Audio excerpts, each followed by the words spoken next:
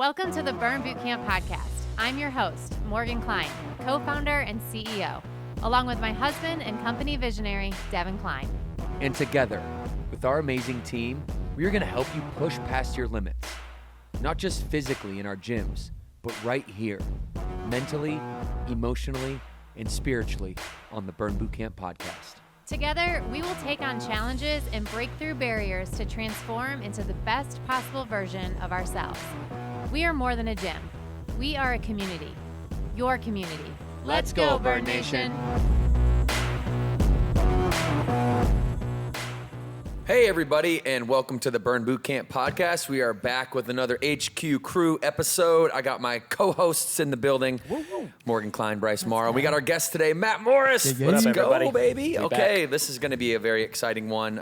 Morgan, I'm going to kick it to you to kick us off today because I feel you got great energy today. Yeah. You know? And got I really the like Big E? it. So, yeah, okay. I don't know. So tell us what's on your mind. How's it Yeah. going? You ready for the podcast today? I'm ready for it. All right. I need something to take my mind off the fact that the kids started school today. Oh. It's August 14th when we're recording this, and I'm sad a little bit. So I love that you think I have great energy. Well, I can read it. You know, Yeah. I kind of live with you. So I get to see you every day. No, it's good. We got all three kids in school now, so that's a milestone for the Klein family. And let's just hope Ryan doesn't get, kicked out because he's our guy. He's our star guy that just doesn't care what the rules are. So. Yeah, he's going to like full send a box of crayons into Yeah. the wall or something. Yeah, that's No, for he's sure. a good boy, He but is a good boy. man, he challenges the heck out of us. So. You got 2 Morgans and 1 Devin. Yep. Yes. Yeah. That's exactly right. That's exactly right. 100%. Well, we're Yep. excited to be here today. We're talking about athlete games, game day prep, overcoming adversity. Bryce Morrow, how are you doing today? I'm doing great. I'm excited. This what we're talking about today is just right in my wheelhouse. So I'm pumped to get into is the it? content that we have, Okay.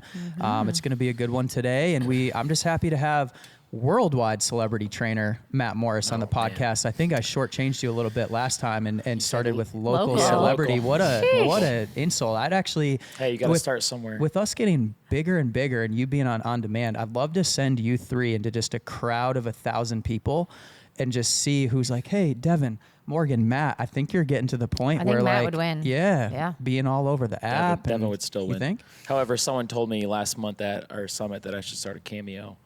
If I'm like, Cameo like in movies? like pay people like say happy birthday. Oh, yeah. Like the actual app where you can Yeah. get like 13 cents for being like, Yeah. hey, happy birthday. Yeah. That's cool. Yeah. Does that make you feel good? Like a celebrity? Yeah. It's like Yeah. OnlyFans, but like a Like a like a solid way a to do it. G-rated You know, one. G-rated. A G-rated. Yeah. A G-rated. So It'd be a No, nice little project. Start at like 13 cents and just really See how- drive your see rate how up far it there. goes. Yeah, Don't for give sure. Matt any Yeah, okay. ideas, okay? Don't give him any ideas, Morgan. We need him on Burn On All Demand. right, that's right. We're growing. We're growing. Yes, He we can't are. leave us for an OnlyFans Yeah. career. Oh my God. All right, everybody. We have the Burn World today on the podcast. As always, we get started off with the current events, what's going on inside of Burn Bootcamp. We have some amazing stories today, health and fitness stories, some game day rituals, given that it's athlete games coming up here pretty soon. We have, let's see, some myth or we have another myth or fact today. I think people like those types of I things. think they do like the myth or fact, so stick Yeah. around for that. And we're just so glad that you're here. Morgan, Burn World, current events, what's going on out there in Burn Nation? So you already mentioned it, but athlete games are coming up this weekend. So Saturday, August 17th, we have our regional athlete games. So if I recall, we're going to be in 42 regional locations. Anyone want to fact check me on sounds that about right. one? Yeah, I mean, we're growing and growing.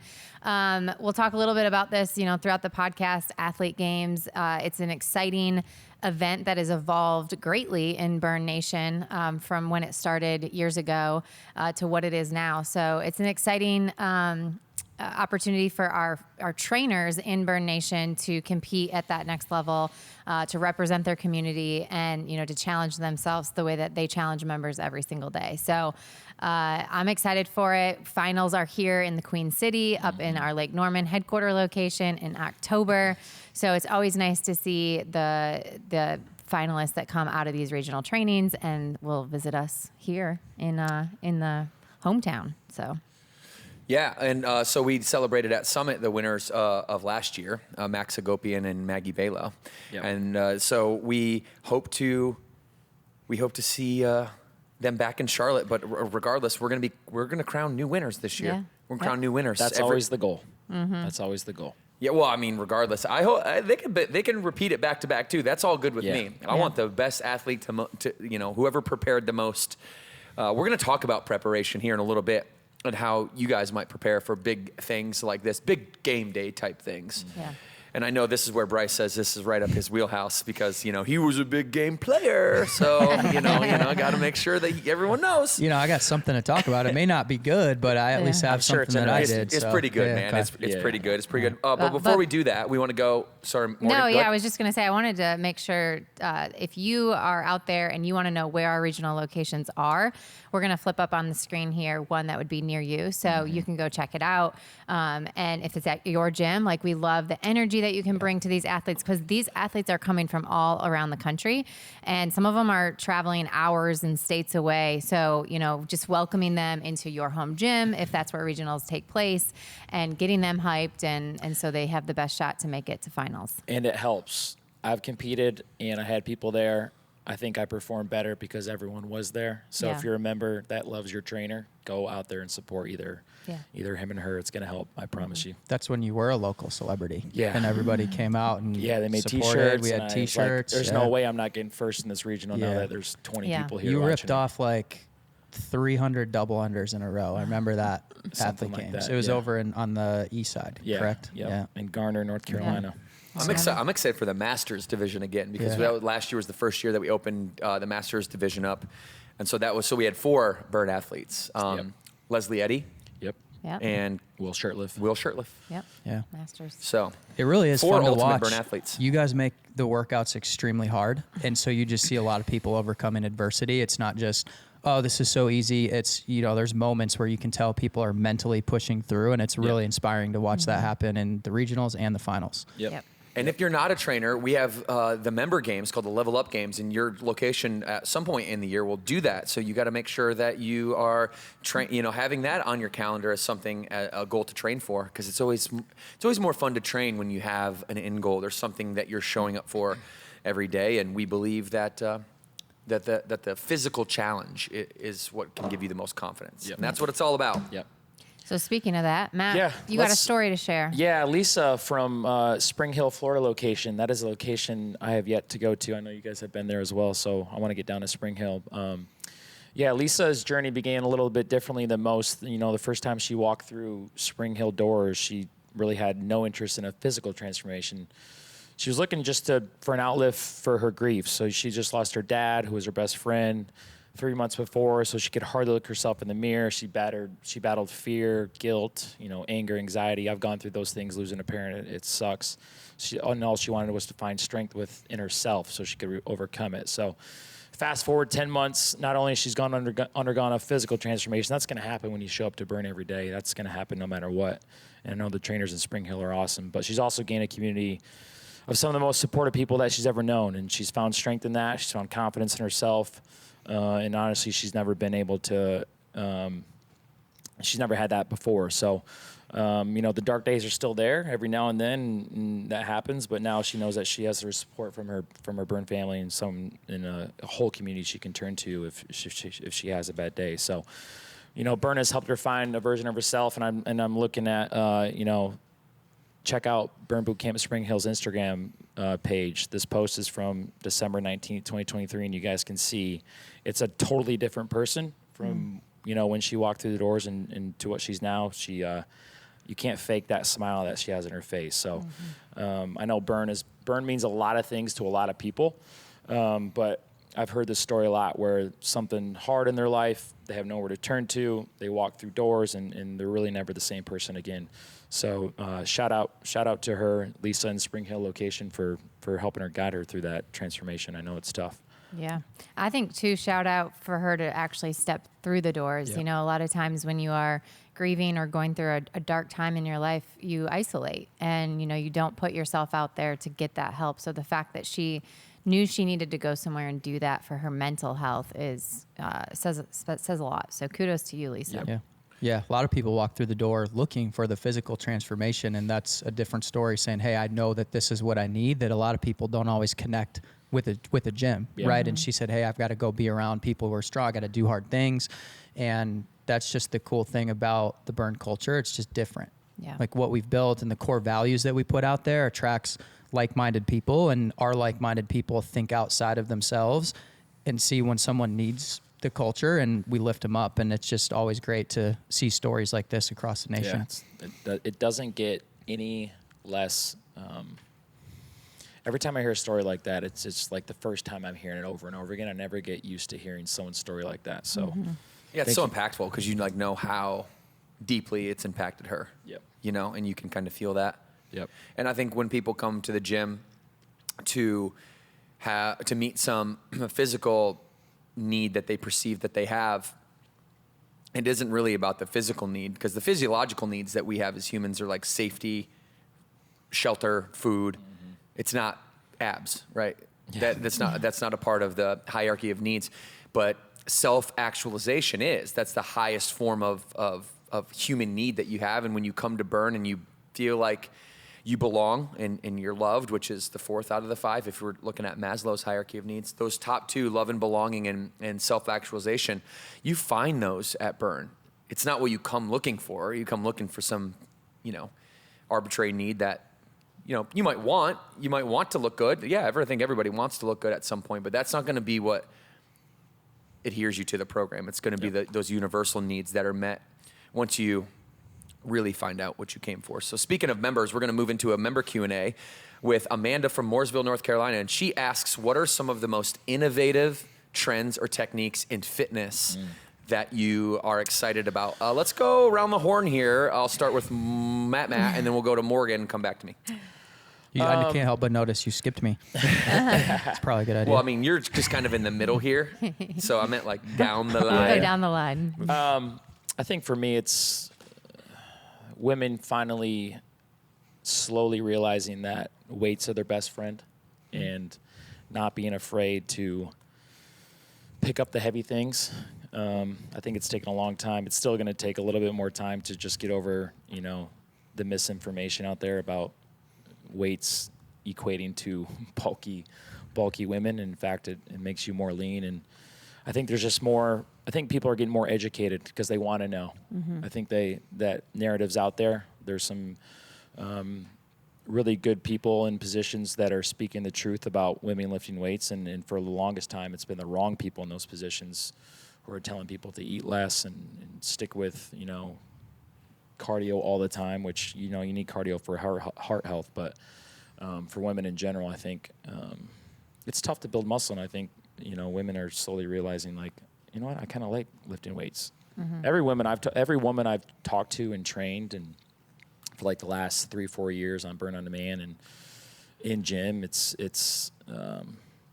they come to love the feeling of being strong, and I think that that's a trend that I'm really excited about, because we're just touching the surface on that, and for us as trainers, I think we love that because results are what we're after for people, and the day I stopped getting results for people is probably the day I stopped training. So I'm glad women are finally loving to put something in their hand and lifting it. So that's the one I like. Yeah, that's a great take, Matt, because when I was looking at most innovative trends or techniques, I'm thinking new ways to do things, right? And so often I think the new trends or techniques come out, it's like a way to avoid the work. Yeah. So like I'm kind of thinking, like, are those ab shocker things working yet? Like they haven't figured out. Give me like, that shake weight. Like you just put it on, you can kind of watch like some reality TV and just get your six pack. Like that's kind of what I thought of with like the innovative and trends and techniques. And I was kind of thinking, like, I think even if that was working, I feel like you guys wouldn't even do it. You guys all would be still doing your core work and stuff like that. And just because there's no way around doing the work, right? And there's so many residual effects that come from doing the work. And so I don't really have a ton to add here, just because I'm not aware of, anything that's out there right now at the level that you guys would be, of like, hey, you're putting the work in, but it's helping you get results more effectively. Typically when you see trends anyways, it's like, hey, here's how you can get the same, like do less work, try to avoid the work. And I'm not sure that's where I'm at in my life, where I even know what's out there. The good old fashioned stuff of like picking weights up and putting them down seems to still be working for me when I do it the way I need to do it. Yep. I like what Matt said about strength, and I'll just take that to another level. I think that we're starting to see the trend of fitness and wellness kind of merging together and taking care of your, not just your physical body, but your mental state as well. And I think for me, it's if I lean into the trends of women taking care of themselves, wanting to be strong, right? So they know they're educated on strength training, and they know that strong is more important than being lean and skinny. And being able to like have that sustainability for your kids and like live long and like do the work in that regard. So that's what I like seeing out there from a trend. I don't think it's innovative necessarily because it's just rooted in science and truth, but we're becoming more aware of it. And there's just more excitement around women taking 45 minutes to go take care of themselves first and prioritizing their body for not just their physical health, but their mental health as well, and how that impacts them. And so I think a lot of women feel like that permission is out there for them to lean into some of these trends of strength and just good sleep for your body and eating a high protein diet and doing all the things that we've debunked from like the 80s and 90s of what it looks like to be healthy. So that would be what I'm most excited about. On top of those things, I think what I'm most excited about when it comes to trends, when it comes to health and fitness, the new wave is that we're circling back around. The pendulum is swinging from, hey, here, you need to do these net new things, these ideas that you guys are talking about that just come out of left field that are like hacks around like putting the actual work in, like the ab shockers. Bryce I've is seen talking you walk. about. I've taken an escalator and you take the stairs right next to me, so I know that you wouldn't do the ab shocker. You're Yeah. like, dude, I can walk up these stairs. I mean, if it worked and it was mentally, to me, it's all about the mental aspects of it. If you're not avoiding the hard work in order to achieve something physiologically, then I'm all for it. Like if this device actually worked, the problem is gadgets and devices usually don't work, or actually I haven't found one that really works that well at all, because it's always been strength training. It's always been conditioning. It's always been 60-40 in that order. And it's always been creatine, and it's always been protein, and it's always been, those kind of staple pieces, right? And not overeating, no sugar, eliminating alcohol, the 5 small wins that we talk about at Burn all the time. So I'm excited the pendulum is just swinging back to like where people, I know Matt likes Lane Norton. There's like his whole group of training / doctors / scientists that are really putting the things that we've always believed in back in the mainstream. So I'm excited for that. But if you're going to ask me what trend are you excited for, like take the word trend at its face value, I am really excited that society is becoming more globally a grab and go society, that people are looking for solutions on the go when they're moving. People want to be productive. They want to be active. They want to be a parent. They want to be an employee. They want to be an entrepreneur. They want to be multiple things without having to sacrifice any one side of their life. So the fact that we now have like this hybrid offering at Burn Bootcamp, which I think, and I think you guys all believe in this, is leading the way. Like we have a product online and in gym that mirrors one another, so that no matter where you're at in the world as a member, we're going to meet you right where you are, and you have like a global grab and go workout that you can do whether you're at a location, the hundreds of locations, or you're off in the Bahamas, like on the beach. You can still stay on track, and we're keeping track of all that too, right? We're making sure that the measurement tool is there to ensure your success. And then the other piece to me that comes to mind is just companies are going to move more and more and more toward a holistic environment for their members. So,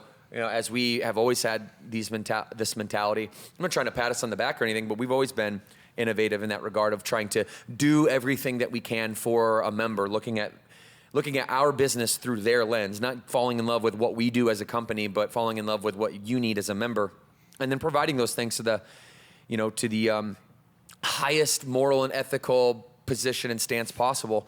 And so it's convenience, one-stop shop, coming in and being able to have your workout, something that is designed and programmed holistically, so that it's not just a spin, it's just a modality. I'm all for spin modalities and yoga modalities. We even have some yoga modalities inside of our ecosystem. But to me, it's about the programming, the periodization, the strength, the progressive overload that you are working into as an individual human being that isn't that's put together and actually programmed. So not just somewhere where you walk in and do a workout and leave, and there's no rhyme or reason outside of just showing up for that day. So that's what I mean by one-stop shop. And then doing that, from a workout standpoint, a nutrition standpoint, a goal orientation standpoint, having somebody to talk to, and then adding a place where you and your whole family can come, I think is really, really important. So these are the trends that I think are obvious to us, and that's the way that we're going to move forward in the future.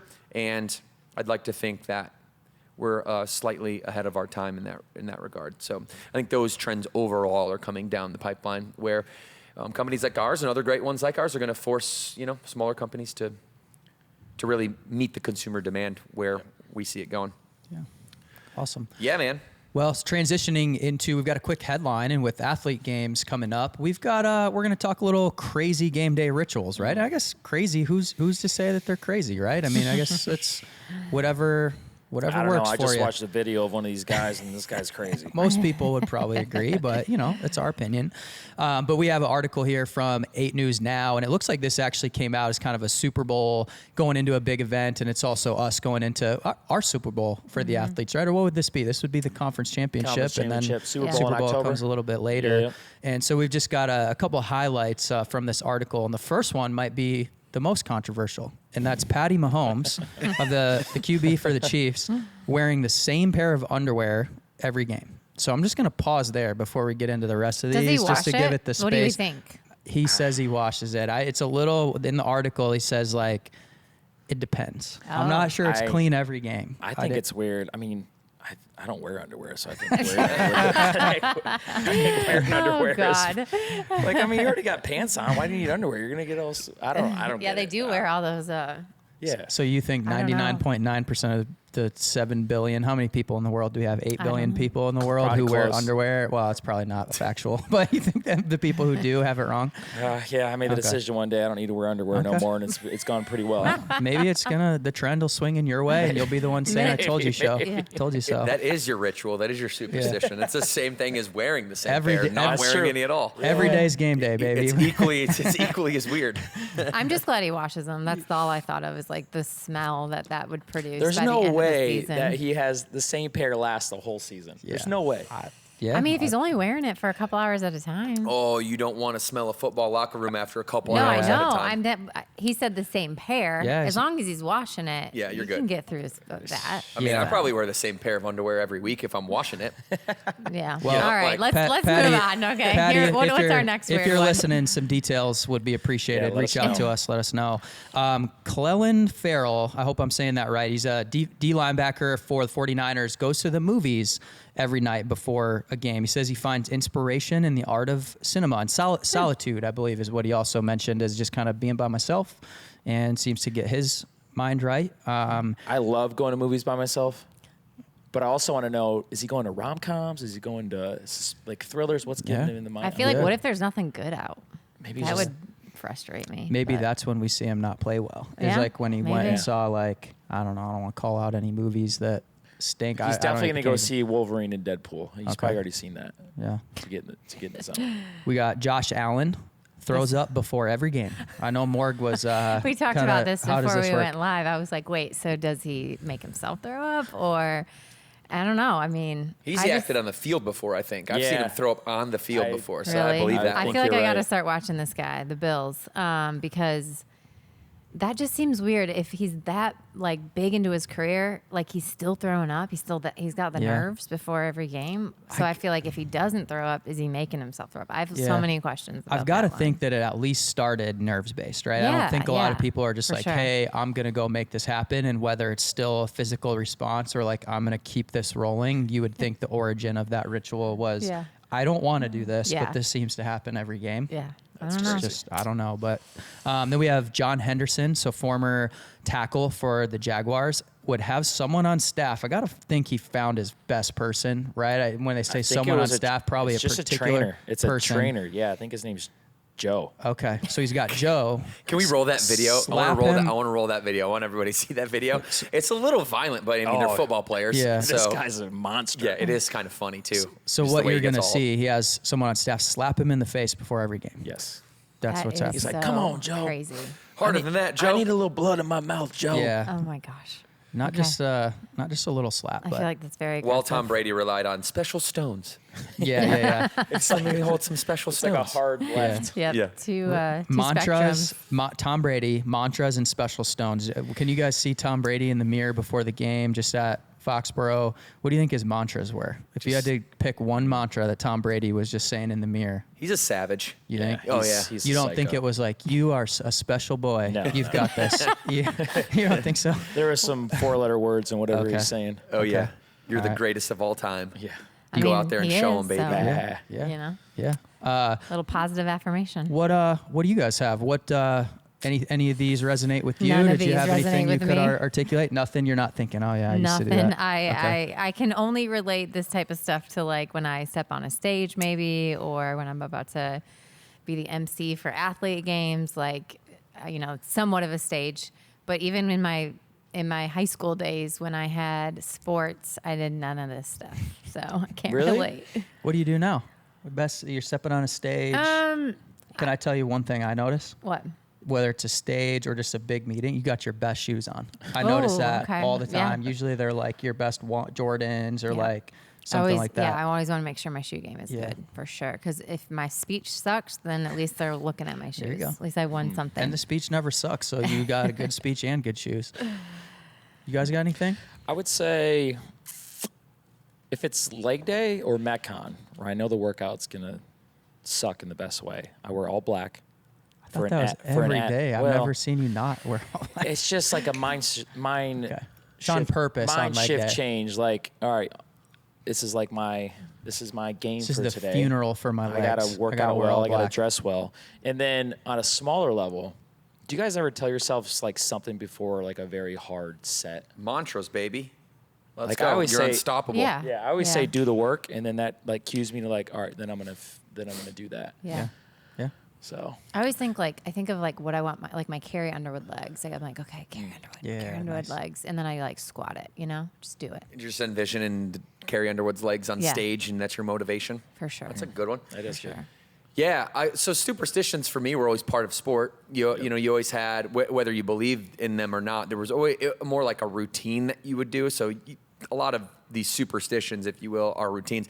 Back in the day, ancient Greek, these were all like omens or oracles, and they were actual real superstitions. They were taken much more seriously, but science has softened the need for superstitions and luck over time. But the need for human beings to maintain like a consistent identity, part of that is like the routine that they do every time. That's a powerful force, right? Like in order for me to play one way, play the identity that I am, I've got to do these things beforehand.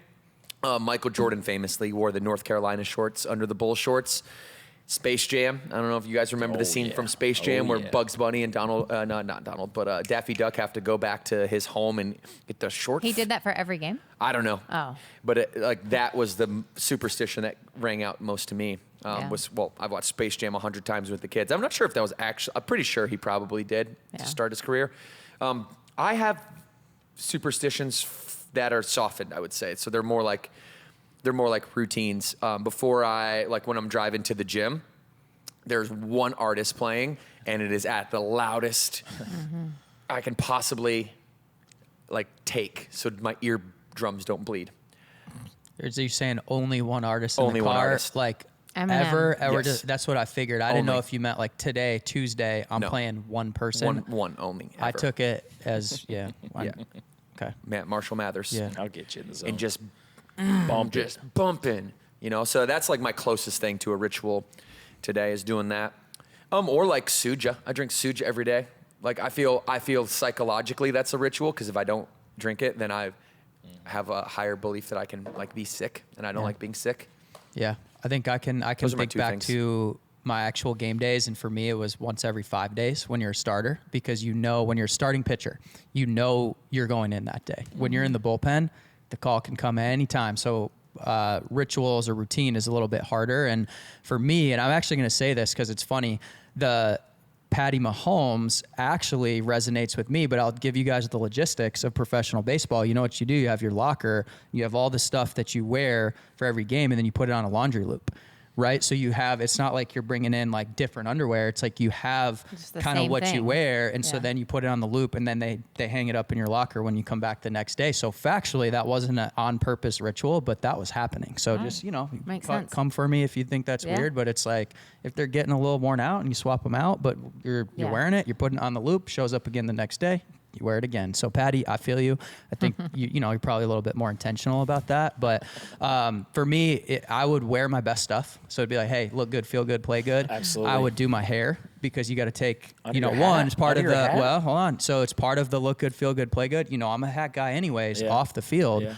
You got the national anthem though. That's so you're true. out there, you got 10,000 people. You're just like, oh, I'm putting my best foot forward. The hat's coming off. The Jumbotron is on you. So might as well have the hair done. Fresh shave, so you're doing all the stuff, not quite like an everything shower, but like, you're hitting a fresh shave. And then I actually used to listen to a song. It was different every year, but there was a purpose. Like it would put me in a grateful vibe instead of like a disturbed, down with the sickness, like get to like a 10 intensity. It was actually something that would kind of keep me present, like one pitch at a time type mindset. And so I would my pregame song would be for a purpose of what type of mindset am I trying to get into before I go out there, because I know what I need.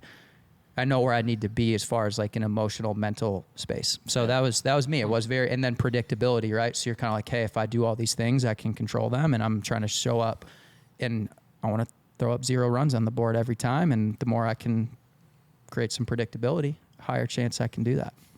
So when I had my hair was looking good, man, I was throwing shutouts. That's how you picked up Shayla, huh? Right there? Yeah. She saw you on the Jumbotron I ran the somewhere? same pregame. I don't think that's how they met, Devin. No, She wasn't a baseball. She missed that whole Yeah, part of yeah. my life, unfortunately. I'm just going to stick up for Shayla here because I know how it goes. I know. I know where you're going. I know where you're going. Yeah, I know. I just make fun of Morg every time because it's so not true. But Yeah, he anytime calls me a Jersey chaser. chaser. Well, it's because you're clearly not, but it kind of gets at you a little bit. Mm-hmm. Yeah, because I know Jersey chasers. and I'm Yeah, I not do one have of pictures them. of you wearing my jersey in college too, so that doesn't help your It case. just makes me laugh, like observing school that, football. because you do say it and you're not, but then he also has as evidence of like, well, do Okay, you have well, my you jersey can on now- here? you can now please just clar- say, I'm the CEO. I'm going to clarify so- one thing on a podcast. I have never worn, in college specifically, I did not wear a jersey. You got me a T-shirt, a Ooh, Gildan okay. T-shirt, okay, you from wear like a the pro jersey? shop that just had Klein on the back. That is not a jersey. I haven't That heard is this just side. It a had a T-shirt. number on it too. It said 24. Yeah, 24. Yeah, I that's a still have jersey. it. I still have it. Oh yeah. No, yeah. it's That's- not a then jersey. No surprise A jersey, you still have it. a jersey is like the the mesh material. Oh, okay. I think with- technically it'd be called a buttons. jersey shirt. A jersey I think shirt? there's It was a not. term for it, but it's not a jersey. It was a You're 100% factually cotton Gildan Yeah. shirt that just was like a fan shirt. Oh, Okay?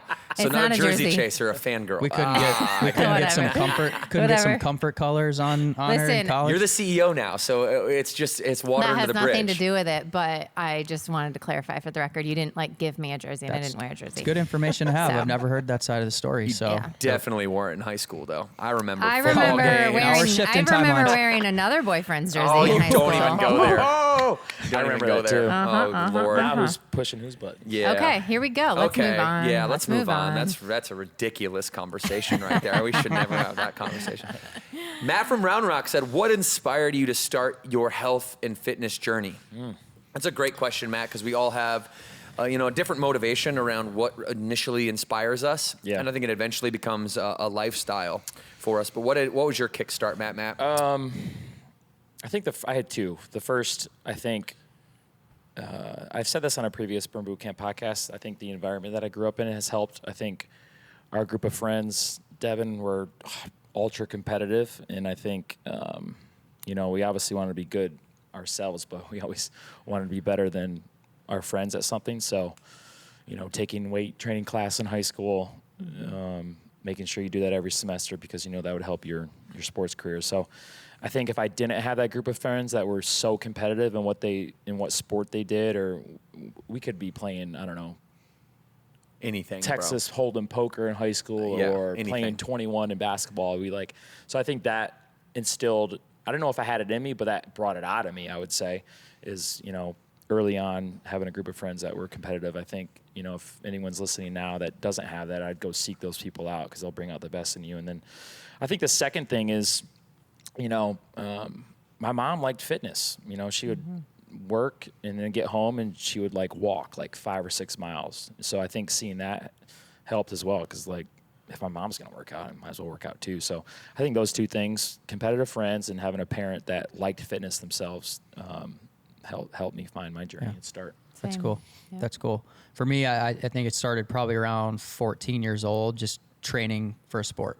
It was one of those things that when you're growing up, you're just having fun, you're just throwing the ball around, you're hitting the cages. And as soon as, my parents had the information, hey, here's a thing that will help you get better at what you're trying to do, we were on it. Shout out Casey Fisk was my strength coach out of Diamonds Sports Training. And he had a little, maybe 10 by 10 area with a rack and power blocks, and just would write programs for us, get us stronger. And just so thankful to have that journey because now it's been a lifestyle for years and it looks a little bit different, but it's cool to look back on where you started because I remember carrying that into high school football. Do you guys remember going in as freshmen and the first time lifting with the team, and I could only squat I couldn't do the big plates or bench with the big plates, I think it was, and everyone else is just 18 years old, I'm 14, 15, whatever it is.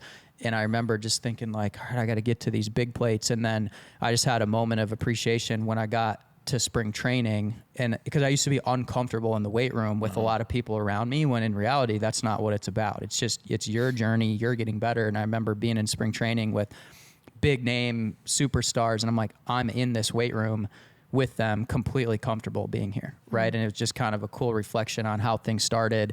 And then when you realize, hey, it's just about your journey. You're using this as a tool to get better. And where I once used to kind of look around at what other people were doing and where I was at, I found myself in a place where it was a much more intimidating environment, but nobody thought about it that way. It's just, how are we all getting better? So thankful to have that start because it just continued, started as a lifestyle and still going, just for different reasons.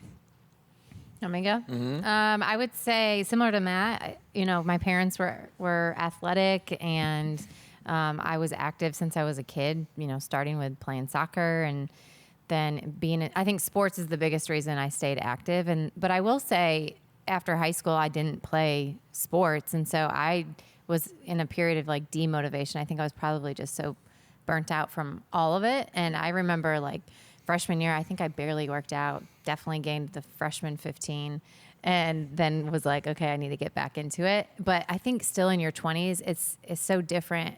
What inspires me today is what isn't what inspired me in my 20s or even, prior to that. So I think it changes as we go, and we do fall into maybe some demotivation, but now it's just a non-negotiable in my life. And it's a non-negotiable in our family, with our kids too, because I see the impact that it had on me, having my parents be active. And whether it was sports, my parents played indoor soccer, and I've watched them play golf, and now they play pickleball, and that's just such an important aspect. So we've carried that on. Yeah, what inspired me to start my health and fitness journey, it's key word is inspiration. I'm not sure if it was inspiration as much as it was desperation. When I was 15 and could throw a baseball 85 miles an hour, that's pretty good at 15. And when you're 16, however old I was, when I realized, hey, I could have a shot to, really go chase my dream I had of going to the big leagues. But then you have people that are willing to give you a scholarship on the basis of you gaining more weight. Or they would tell me I was too skinny. I was $155, $160 as a fresh, I don't know, something like that. Soaking wet, throwing hard, and what they would call it was a live arm. Kid, you have a live arm, but unless you gain some height or some weight, you're just too small to go to the next level. And right around that time was the peak of chaos in my house, 13, 14, 15 years old.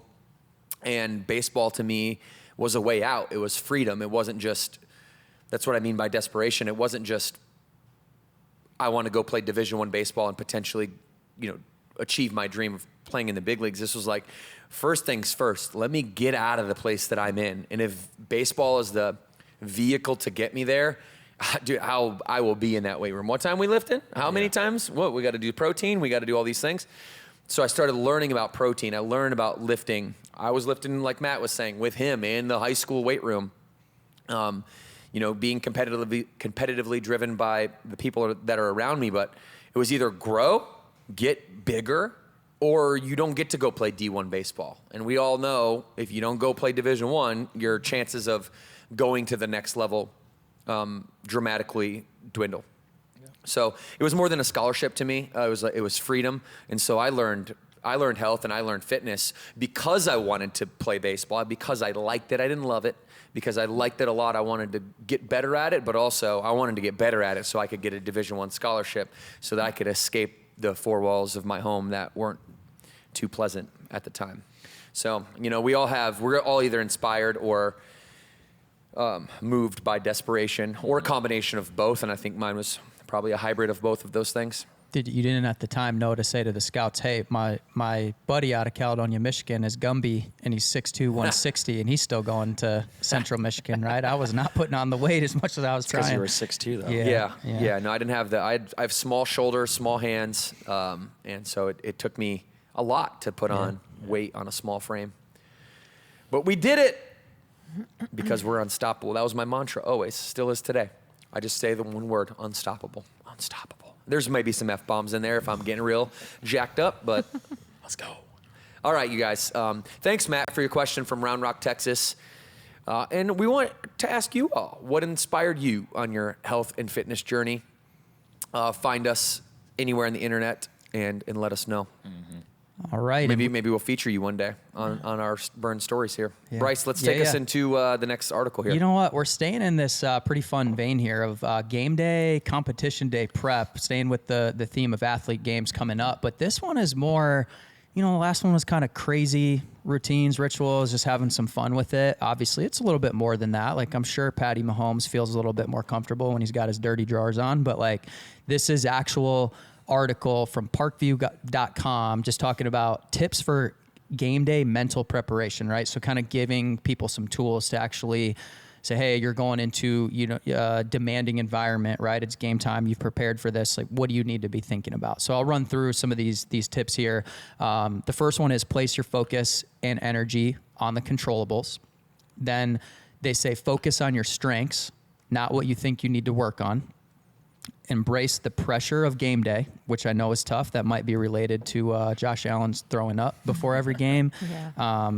Adopting a trusting mindset. So basically saying you don't rise to the occasion, you sink to the level of your training, right? So you're trusting, have put in the work, then commit yourself. So just, hey, it's game day. I must be 100% committed to performing the very best that I can. So that's kind of their simple bullet point advice for people going into a heightened environment is controllables, be confident in your strengths, embrace the pressure, develop a good relationship around that, trust yourself, and commit fully. So what do you guys think about that? You use any of those tools? I think all of them are pretty good. The one thing I'd add to that, have you guys watched Receiver? Yes. Not yet. Okay. Amon-Ra St. Brown, best receiver in the game, underrated. Well, I kept thinking about the 49ers, George Kittle. Kittle? Is it Kittle or Biddle? Kittle. They go pretty deep into like his game day ritual and just like how he talks to himself and he like visualizes and he sits on the bench and then he just the one thing I'd add here is like he always reminds himself to have fun and it seems like he's always having fun on the sideline. Too, right? Yeah. So I think that's the other thing is like, you can get so worked up, but like don't forget to like have fun and playful and like just enjoy what you're doing for the next hour because it's going to be over in an hour. You might as well have fun doing it. That's a good call out because it showed in that show. I mean, the way that he plays and it's intense and he's competing, but he is having fun. And it's a good combo because obviously you have to care about winning to perform at that level. But he found a great balance, which was pretty cool. Yeah. I was just thinking about when I competed in athlete games. I'm a rep guy, like a practice rep guy. So like if I practice like how I want to play, then when I play, it'll feel like practice. So that's what I train really hard. And the only way I did okay in the Burn Athlete Games is because how I train. So, and now it's like, you know, every time I get to go live on Burn On Demand, it's, you know, all the reps I've done before for this specific live has added up into, you know, a good product. So I need reps. I'm a rep guy, so I just can't show up, and sometimes maybe you think you can get through it and you think, oh, I did okay, but was that your best? Probably not. So Preparation equals confidence. They say and it all goes the back to time. rituals too. Like right before live, there's 3 things I do. I check to make sure my mic's on. That's step 1. Step 2 is like high five everyone 1 minute, and then I say to myself, "Don't suck today." And those 3 things. You think I Tom say Brady was saying right before that? that red light comes on, and in so many words, probably. Yeah. Yeah. No, that's cool. One piece of advice, I actually forget who told me this, but it was very helpful for me going into an environment where, look, I'll be honest, you do feel a little bit of what Josh Allen probably is feeling when you get that physical response to, I care about this. It only comes every 5 days. I want to win for the team. My personal dreams are riding on this. There's a lot of physical, I don't know the science behind it. Bill Nye, the fitness guy, can probably fill us in when I'm done talking about this. But, there's probably a nervous system response. Fight or flight. And so somebody told me, they said, hey, understand the intensity level that you operate best in. Like, think about on a 1 to 10, like 10 is like, you're kicking the door down, you're hitting yourself in the head, some of the stuff that we saw with the staff member slapping you. And then a 1 is kind of like, oh, okay, whatever happens, happens. But the key is, of course, intensity is good, but what they framed it for me was, you've got to be able to stay present. And sometimes people can't handle being at a 10 because when they give a double up off the wall, the wheels come off because, you can't sustain that type of intensity. So for me, it was always a 5. And that's where, because I was able to give up a home run and just say, okay, so what? I'm still, next pitch, I got you, right? And so there's kind of a routine that was developed, including the music that you're listening to pregame, to kind of how do I stay present? How do I get myself to a 5 to go out there and pitch this entire game where I know that I need to be? And so that was always super helpful for me. I watched guys that a 10 worked for them because they could maintain that. They could give up a home run and come right back and just keep that 10 and get the next guy. But for me, it was just, okay, so what? That happened. Stay present. Yeah. I thought this was one of the better articles that we've brought forward on the podcast, just in terms of like practical advice. So shout out to Parkview Health. What a cool little blog they have. And, when you go down this list, it's like, oh yeah, that's it. That's exactly right. Now, each one of these tips means something to somebody, means something different to everybody. But, just going down the list, place your focus and energy on the controllables. Like we always talk about this, that the things that you can control, or what I'd call your inner world, or your attitude and your effort and your beliefs. And actually we were at Summit, and somebody, because we had talked about that quite a bit here on the podcast, somebody had got that tattooed on them. It said, it was right here on their forearm. It said attitude, period, effort, period, beliefs, because they had so many things in their life that they couldn't control. They found solace in being able to actually control those 3 things. So you do have control over your attitude, how you approach things. Like, what is your mentality as you're approaching something? How hard are you going to work toward it? Or how, sometimes you can work too hard for something, and there's a phenomenon called excess potential, and you're trying to jam a square peg into a round hole, and that's not going to work. So, your effort really matters, and then your belief. Like, this is what people mean when they say your mindset or the set of your mind. It's just your belief systems. Like, what do you believe? A set of thoughts that you have that you've held on to as truth.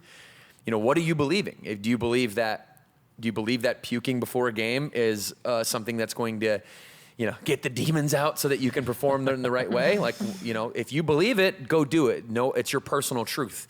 That's what controllables are all about. Number 2 is focus on your strengths, not what you think you need to work on. In business, we say, feed your strengths, starve your doubts, because you've got people in a team environment that are going to be able to cover your blind spots. So focus on your strengths, even if it's an individual sport like tennis. Like, if you can smash a serve, you should work on smashing the serve the best in the world. And then if your short game's not as good as maybe somebody else, well, just be way better at smashing serves than them, and you'll balance out. Don't try to, feed those things that you're already not good at, because you're taking away from the energy that you could put toward the thing you are good at. From a mental perspective, you probably also heard of people watching highlight tapes before game day too, right? Because they're trying to go see, like, people would have the film crew say, hey, I want you to put together all my strikeouts on the season, and I'm just going to watch that because I'm just watching my strengths on a loop.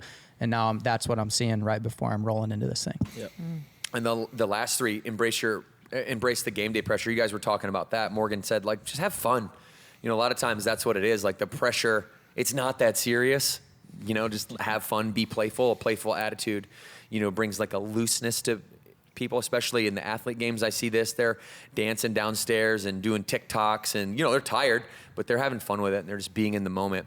And then adopt a trusting mindset, to me, is the same thing as committing yourself. It's just you're committing yourself in practice, and that's how you really, build up that level of trust to where when you don't rise to the occasion, you sink to the level of your training, and it's the fourth quarter with 2 minutes to go, or in the athlete games and it's the finals and you're physically exhausted. Like, how hard you prepared has a big, correlation to whether you're going to win or not. So I love this article. I thought it was a great article. Last one, commit yourself. Like, commit yourself. Like, that to me is like an everyday thing. Like, you should be waking up, committing yourself to each and every day, and that should be conditioning you to be no different on a game day, to wake up and commit yourself. So I think what Matt touched on was important, where he's saying I put the reps in because adopting a trusting mindset is like, when it's game day, it's game time. We're not practicing anymore. You certainly have to have an ability, depending on what it is, to make adjustments on the fly. But literally, my own personal golf coach, Charlie Splain, told me this weekend, he said, hey, remember when you're on the range, you're warming up. You're not practicing. When you're playing, it's what you got that day is what you got. It's time to go compete, right? And outside of some minor adjustments. But if you're not putting the reps in, then you don't feel like you have what you need on that day. So I thought what you said about, like, practice, like, preparation equals confidence. So you can put yourself in a position to say, hey, just swing, just throw, just just lift, whatever it is. I was just going to wrap it up and say, I think all of this applies to not just a game day or like an athlete. This is like getting ready for a presentation at work, or getting ready to speak in front of a group of people, or interviewing, or, your first time on the mic as a burn boot camp trainer. Like, you can adopt these things in anything that is scary to you, or, feels like it's all eyes on you. So that's a great point, because that's what most feels most applicable of to us me listening right now. aren't like playing games anymore, or competing in the athlete game. So hopefully you can take some of those tips and like actually just apply them to all the things that you do on a daily basis that's scary. And if you're not doing scary things on a daily basis, then we challenge you to find some hard things. Yep. All right, everybody. Rachel from Costa Mesa, California asks all of us, what is your approach? I'll come right back to you, Morgan. What is your approach to managing stress and its impact on your overall health? I figured we'll come to you first, given that you are the CEO of the company, and it's based on what you just said about taking what we're talking about and letting that transcend just athletics and events. You're doing this every day, and it's important. And we all are, but especially you, because you're the CEO. You're the boss lady. I think stress is an interesting thing, an interesting conversation, and it affects everybody in a different way. I don't find myself outwardly being stressed out often, but I know that doesn't mean that I am putting my body or my mind through stress. So, because when I think of what do you guys think of when just someone says, I'm stressed? Unnecessary worry and anxiety from things in the future that haven't happened yet. Yeah. What about you? Yeah, that's what I was going to say. Worry about what could be. Yeah. This could go this way. This could go that way. Yeah. But from a physical being, when I think of stress, I think like somebody's like biting their nails, freaking out, like they're just, it's an outwardly thing. And so I know for me, like I actually went to the doctor about a year ago about some symptoms I was having, and he's like, are you stressed? And I was like, no, I don't get stressed, right? I don't like get physically stressed, but I was like, well, I stepped into the CEO role, and, I started adding up some of the things of like just my life. And he's like, Morgan, like that's not like, I'm not saying you're stressed out, but that's putting your body and your mind through stress. It's a lot of life change. And I think a lot of us forget that there's other ways that we can stress that we do need to make sure we're managing, because when you do increase your stress, you're increasing your cortisol levels, and that's not good for your health. But, for me, I guess managing stress is sitting in the moment of like letting me feel whatever feelings I need to, like whether that is anxiety or fear for what could happen, letting me feel it for a moment, but then also just reminding myself to stay super present because I can't control things that haven't happened yet. And that's been a lot of years of just mentally getting tougher, I would say, and just also reflecting on things that I did stress about and then like reminding myself that was unnecessary and that things will always work out. There's always a solution to the problems that I might be faced with. So for me, I manage it through honestly just a lot of self-reflection and self-talk. Yeah. There's not like a practice. I don't like go to yoga or I don't meditate. That's just not, I do those things, but it's not necessarily in the moment when I'm feeling stressed. Yeah. Yeah. I would agree with you for my own understanding of stress that I'm not sure I understand all the implications of, you know, how it's created and how it can, what symptoms can be. I can really just speak to my life and my experience and something that was impactful for me going off of, you know, what Devin's definition is kind of getting out into the future of what could happen. And so when I was still playing baseball, I was fortunate enough to work with a sports psychologist who said, hey, when you're thinking about stats or, oh, I already gave up 1 run, so now I have to throw 6 more innings of 0 runs to do this, you're getting out into the future. And in reality, you just need to go 1 pitch at a time. So he said, look, your brain is going to go in that direction, but the quicker that you can recognize it and say, okay, let me ask the question, what do I have to do now? Right? And just bring it back to that point. It just helps me stay present a lot more and just focus on what do I have to do today? What do I have to do in this meeting? What's going to move the needle? And of course the brain wanders, and it's good sometimes to think about scenarios and how because you have to anticipate, but then after you've done that work, just come back to say, okay, what can I control right now in this moment? And that's going to dictate what happens in the future. Yeah, I think for me, my approach to stress is 2 things. It's first, get organized, and then second, take action. So I think I was listening to an interview with Jeff Bezos one time, and he said, stress only comes from one thing. It's something you haven't taken action on yet, and you're allowing thoughts to get in your head and worry about something you haven't acted on yet. So get organized, take action, and then I think overall, for whatever reason, have you guys talked about culture index on this podcast yet? I don't know if we have. So for me, Explain what that is first before you start talking about it, because I doubt that, you know, more than half of the audience has dealt with culture index before. yeah, it's culture index. What would you say, Bryce? Yeah. You're the So is a master of it. personality. What are the other types out there, Devin? That might be a Enneagram little is bit probably more the most popular. Or popular Myers-Briggs. one. Myers-Briggs. Yeah. So Yeah. it's kind of measuring your hardwired personality and putting you into 19 Well, or the fundamental difference is that it measures the same things as all those other tests, but then also the job version of you. And that's the biggest distinction, is that it has your normal personality and then who you think you need to be at your job. I say that because some people handle stress better than others. And for whatever reason, I have a very high energy unit. So that means I can flex to my job that I'm doing, and I can stay in the suck for a long, long time, no matter what's coming at me. And I take that as obviously a valuable thing. So luckily, I don't have low energy units where stress, even a little amount of stress bothers me. I can stay in the suck for a long time, no matter what. So. Yeah, so this question is an interesting one for me, particularly because I've been working through a lot of this on my own to really try to understand the hierarchy of human emotion. And so I was talking to DG, who is my mental performance coach, and we're trying to like get me super, super sharp to go to the next level here. Because we all know that John C. Maxwell says it the best, that in his book, The 21 Irrefutable Laws of Leadership, law number 1 is the law of the lid, which means that the organization will only grow as much as the founders of the organization or founder. And so it's my obligation personally and professionally to be able to explore human emotion and psychology and to be able to level myself up. And so DG introduced me to David Hawkins' scale of consciousness, which basically has at the top of it enlightenment and at the bottom of it shame.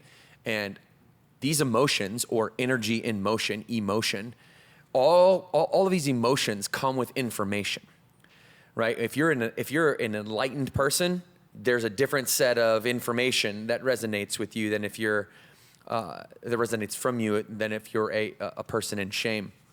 And so our goal in life is to move up the hierarchy of the human emotional scale, or what David Hawkins calls the scale of consciousness, and realize that when we are in positive emotion like enlightenment or joy, and there's obviously emotions throughout the scale, enlightenment being the highest, shame being the lowest. As we move up the hierarchy into positive emotion, we're gonna have less inherent stress. We're gonna have more joy. Stress is a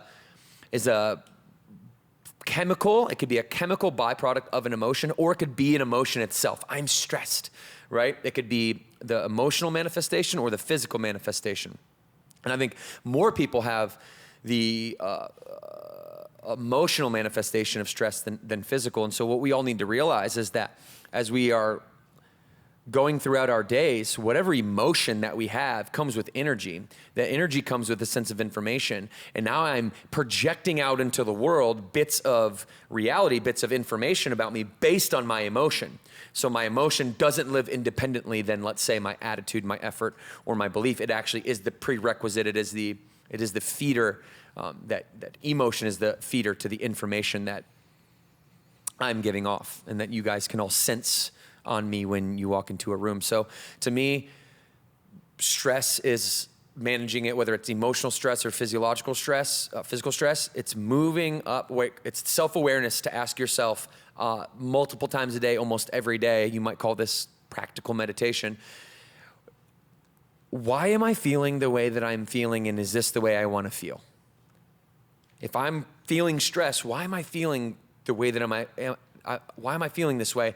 And what emotion am I at? Where am I living on this scale of consciousness? If you're somebody that lives in shame all the time, you're gonna walk around and you're gonna think everybody else around you is the issue, when really you're the issue. You're the one walking around with negative energy. And if you're somebody who's enlightened all the time, you're probably gonna have trouble making friends, because there's also use in having negative emotion down the scale to bring you back into the real world. So not that you don't want to stay in positive emotion more than negative, but there is a moderation to every emotion. You can't be happy all the time, or else there would be no such thing as happiness.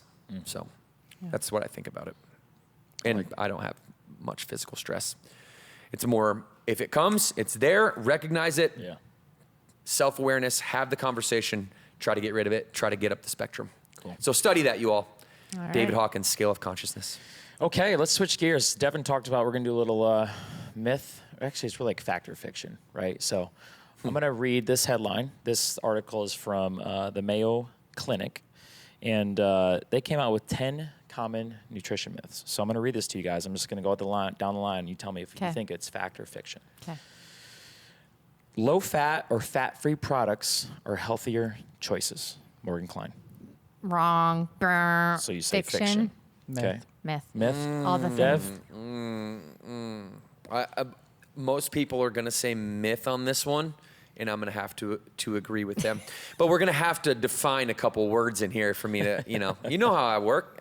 What does healthier mean? Yeah, right. What does healthier mean? Yeah. What's does that the mean scale? Slightly healthier? Yeah. Does that mean most possible, like healthiest you can possibly be, or is it just slightly healthier? Like, my reasoning is thinking like stuff that has to say fat free is not just whole foods. It's generally speaking. But then you get into some of Devin's like, okay, let's define the question. Yeah. If you're doing sour cream and you have sour cream and then you have fat free sour cream, right? That's where I don't know. Like what actually is changing in the fat free sour cream. Well, this article lays out many products labeled low fat or fat free have added sugar or sodium to make up for the loss of flavor when removing all the fat. Because you got to strip, stripping the fat. Yeah. Okay. In addition, fat helps you feel fuller longer, right? It's very high in satiety. So choosing a fat-free product to reduce calories can backfire, as you may find yourself snacking soon afterwards. Also, empty calories, right? Yes. Also, fat in general is very, very positive for your hormones. So if you're low in fat, I guarantee your testosterone is not as high as it could be, or your estrogen is not as high as it could be as well. So I think this spoke to like the women in the probably early 90s of like fat is bad And if you eat fat, you're going to become fat. So Those everything things do not correlate. Yeah, low fat and fat free. And then, like Matt just said, there's actually a healthy amount of fat that we actually need to have. That's necessary for our hormones to stay. What's your in check. favorite food that's full of fat? Probably an avocado. Same. Yeah. Ooh, peanut butter. Yeah, I like peanut butter too. Or like Both those, I'd say avocado. I say avocado or eggs for sure. I can Yeah, just eggs. eat a spoonful of peanut butter and be good. Just like as a Speaking snack. of peanut butter, I know we're not talking about Or this, almond butter. but last night I had my first peanut butter bar. Oh, It was The so peanut butter good. cup Hey. is delicious. those came out in your location, guys, yesterday. Yeah. So Uh-oh. you Yeah. better get it because those things are going to fly off the shelf Yep. immediately. So good. That was my little I actually didn't have a big dinner last night, so that was like my dinner and my treat. But anyways, There you back go. to- You just back got to- 17 grams of protein. Mark. Yes, and I'm not worried about the fat content. I've stopped worrying about that too much because it is kind of a mind shift from what we're used to, especially as women, I think. Yeah. So Yeah, this article goes over 10 nutrition myths debunked, and this is one of them. And it's definitely a myth, by the way, Yes. people, in case you were wondering. You probably heard this before.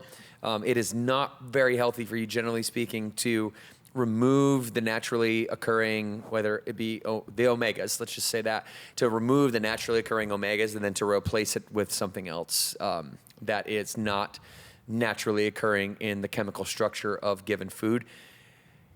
If you actually take a banana and you were to, and we did this a long time ago. I've seen a lot of people do this as of late, but I remember Morgan and I doing this a very, very long, Yeah. 10 years ago, where people were talking about how many ingredients are in foods and like using that as a proxy to like decide what's healthy or not. But then if you look at the ingredients and the chemical structure of like a banana, it's a whole laundry list of chemicals.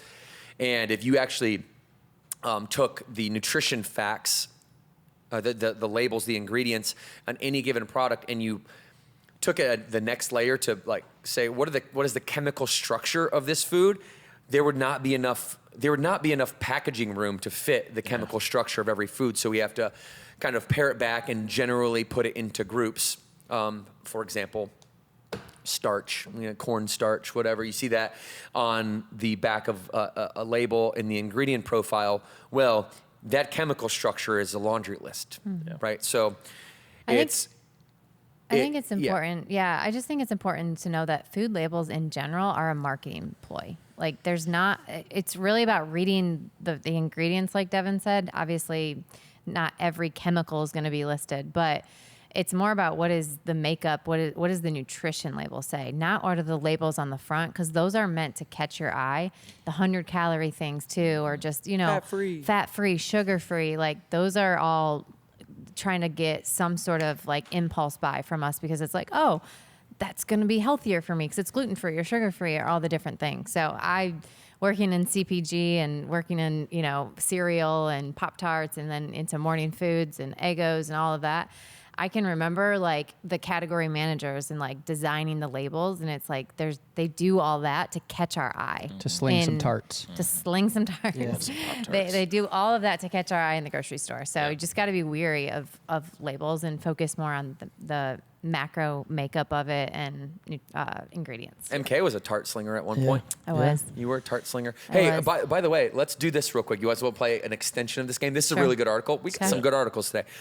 10 nutrition myths debunked. I'm going to go through all of them real quick. You Okay. guys tell me Just say it all Myth- out loud at the same time. myth or fact, and I'll tell Okay. you whether we're right or wrong. All right. Eating healthy is too expensive. Man. Myth. Why? Eating healthy. Eating healthy is too expensive. Oh, that's I just would- a general, like too expensive. I think there's healthy options for a budget, right? Yeah. I think I'd also depending compare on that to what eating level. out is- Yeah, and eating out, way like think about expensive. how much the markup is on the food you're eating, or like getting your Starbucks and all of that. Like that's what's expensive. Bam. And that's not healthy. What a great panel you guys are today. Everyone should follow a gluten-free diet, myth or fact. Myth. Myth. Unless you have celiac Yes. disease or gluten intolerance, you do not need to avoid gluten, which is the protein found in wheat, barley, and rye. Number 3, use unrefined sugars such as honey, maple syrup, or coconut sugar in place of white table Truth. sugar. Truth. Myth. feel like fat. these are Sugar, all sugar. myths. I'm just Fact. trying to It's play the the same- game. I actually don't know. It's the same chemical makeup as table sugar. Okay. All right. Well, then I'm duped. Sugar is sugar, although unrefined sugar options may contain a small number of vitamins and minerals. That's the only difference. The advantage is minimal, and they're still considered added sugar and contribute to the I didn't know recommended that. daily limit. I didn't know. I just Okay. figured I'm I'm still playing the choosing game. honey Yeah, over okay. white sugar. I'm going to switch these up, Bryce. Okay. Full fat products equal weight loss. Myth. Yeah, we just said that. Call Okay, that out, good. Mark. All right, just making sure I'm throwing a curveball at you guys. He's like, I'm trying to. I'm trying to play the game here. But like, Avoid carbs if you want to lose weight. myth. Ah, come on, that was an easy Double one. tap on that one. There's an interesting one coming up here in a second.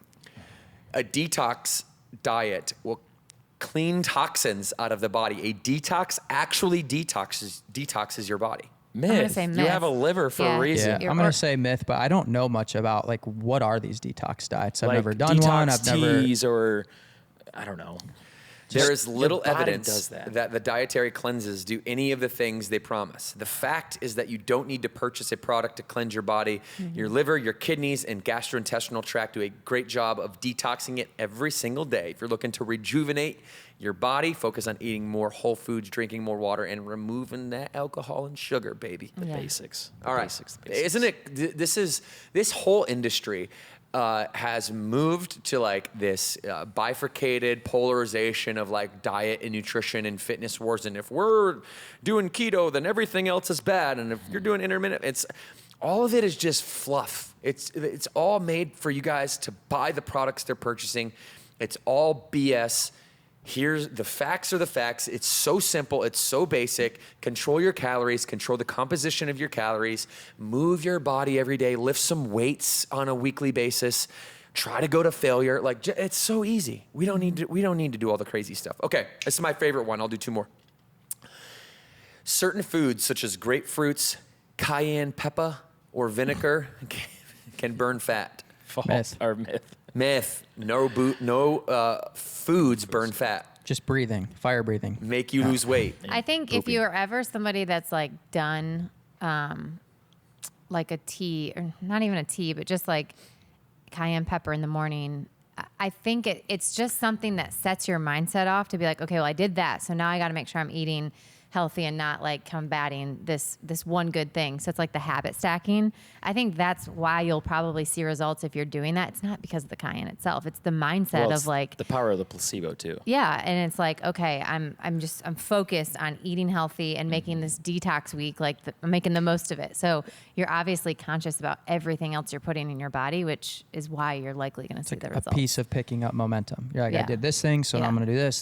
But I don't it's think not the a lot of us actual- don't see it that way. We're like, Yeah. oh, it's the cayenne This is the pepper. reason. It was that, I got to get back to cayenne pepper. Yeah. Well, that's because you get like people that are on the internet to shake up cayenne pepper in a water in the morning and down it and go, woo, no, my metabolism's up 10%. It's like, no, it's not. This is more of a superstition, right? Rather than a routine.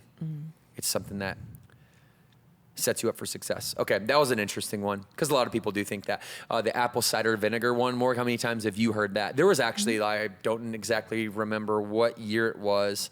I'll Google it real quick, but there was a mainstream diet. When the apple cider vinegar diet came out, it was like a mainstream, use this to burn fat well, diet. I mean, feel like that was pre-COVID. yeah, I mean, apple cider vinegar, it does have good benefits, but again, it's not like the magic pill of weight loss.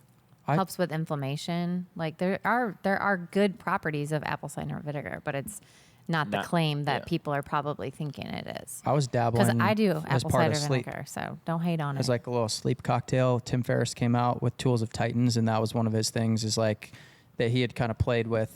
What do I put in a little tea before I go to bed? That so I think is probably like, what is it, magnesium? Is that what Yeah. calm I'd is? take And so it's like magnesium before I apple sleep, cider yeah. vinegar and some stuff like that. So I dabbled, just like, okay, let me try this. But I hadn't heard of it as like a fat loss diet. What is that? Like you're just chugging that stuff and that's it? I don't know. Just- okay, I hope not. that wouldn't be fun. All right, what's next, DK? Yeah, Hippocrates used Are apple we cider going? Are vinegar, you by the way, in GBCing 400 over BC. there? Yeah, He's in ancient times. yeah, as the father of medicine. So it's been around for a very long time. That was it. I just think that a lot of these things are the placebo, the the ritual, the superstition. Yeah. Well, it's kind of like your There's- green juice, Well, right? everyone constantly looks for the magic potion, the thing that you can just do this, and like Ozempic, you can just do this, and this thing that takes little to no effort at all can save you from having to do all the hard things that Fix all actually your require problems. effort. Like the ab shocker. And Give me one of those things. Oh my God. That is a stim machine. If anybody believes that these infomercials for the stim machines, the where you hook up electricity to your muscle belly through the little sticky pad, it sends electric signals to the muscle to fire the contraction. These don't work. By What the about way. like the trend of people They're made to recover your muscle. freezing off their fat? What is that called? Freezing off their Yes, fat. there's like a. What, saving what it for is it later or called? something? Actually, I think my mom did it. Lori, Sorry, You just Lori. call out Lori Pulling out. like that. we got you, Lori. But yeah, there's like therapies that you can do that like are on your stomach, and it's like it freezes the fat cells and it shrinks them. I don't know. I can't. Devin, you might need to Google it, but anyways, Yeah, we it's can like go the into that cryo. in another podcast. Okay, so. we'll do that. We're going to go to Kelly from Springfield, New Jersey for the last member question here, and then we're going to take it home with you, Morgan, okay? So Alrighty. Kelly from Springfield asks, what are some of the most common mistakes people make when starting a new fitness program, and how can they avoid them? I'll take this one Most first. common mistakes. Okay. Matt. I think the most common mistake, and I've made this mistake personally, so I know this, is thinking that the rate of progress is going to continue throughout your entire fitness journey. So when you first start out, you're feeling good. You're probably seeing changes like weekly, maybe like every 2 days. You're like, oh my God, like I'm feeling stronger. And then as you continue to work out at the same pace daily, those results are gonna be few and far between. And I think people get frustrated with that once they stop seeing that straight line progress. Because as you work out more, those results are going to be spaced out more. So the most common mistake is not falling in love with the process early, because if you don't do that, then you have a high probability of probably falling off once you see maybe the scale stop moving, or you stick, you're lifting the same weight for, 3 or 4 weeks. But just keep going, keep going. You just need time. So fall in love with the process early, enjoy working out, because that will take you through times where you don't want to work out. So I think that's what I've seen, and I know I had that same mistake when I first started. Like, oh man, by next year I'm gonna be like lifting 100 pounds more, and I'm gonna be 20 pounds up, and it just doesn't happen like that. So Yeah. Yeah. Actually, that's what I was thinking. Really, is when you get past that point where you might be seeing quick results, is to your point, not necessarily results based, but process based, right? So if you're looking to find what keeps me stepping through the doors every day or turning on my app every day, is I'm finding wins and motivation and like the good feeling that I'm looking for and the habits that I'm building. So like, how often am I going to camp? What habits am I trying to do? Am I being consistent? And that's what I'm getting excited about. And then the actual results that you see at whatever rate, right? Because if you're working out for years, it's definitely not linear, right? Even once you get on the path of it was steep, then it shallows out. I mean, it goes up, down, kind of like life can, right? But if you're focusing on, okay, what is the process? What can I control? And you get excited about those things. I mean, I get excited if I have a six camp week. Has nothing to do with results, but I'm Yeah. like, heck yeah, that is awesome. Yeah. Went 6 days. So that would be, that for me has been important. I would say, just kind of taking myself back to my trainer days, and I would have new people start.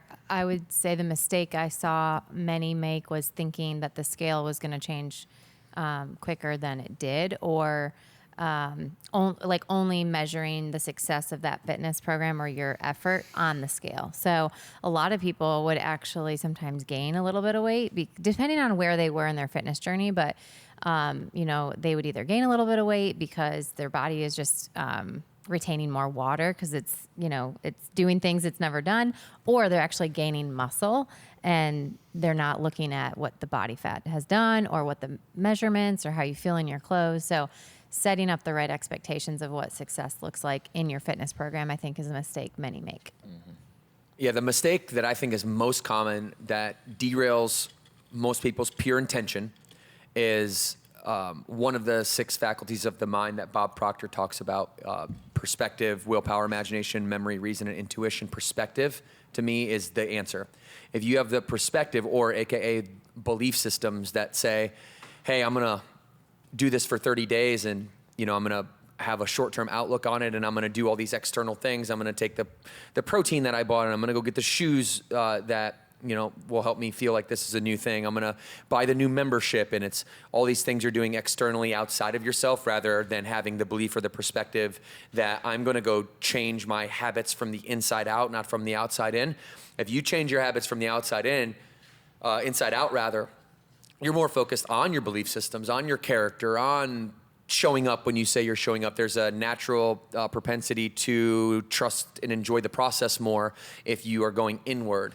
It is more outcome oriented when you're going outward. Oh, I'm going to buy the shoes and do the workout and get the membership so that I can lose the 60 pounds in 90 days or some ridiculous goal like that, right? So a lot of people will just default to that perspective of, I am going to go outside of myself. I don't need to change anything in. I just need to get some strategy outside, and that will change my life, right? Because oftentimes we're nervous to look at the mirror and say, hey, Devin or Morgan or whoever you are, look at yourself and just have those conversations and actually say that there's gaps and admit to yourself that there's gaps, because people, generally speaking, don't want to feel the shame of letting themselves down or breaking a promise, because that comes with negative energy, and that energy, as we know, we talked about earlier, has information. So to me, it's that belief, or another similar belief, if that's a little too esoteric for you, is like, I won't start something brand new that I don't plan on continuing as a lifestyle forever. Mm-hmm.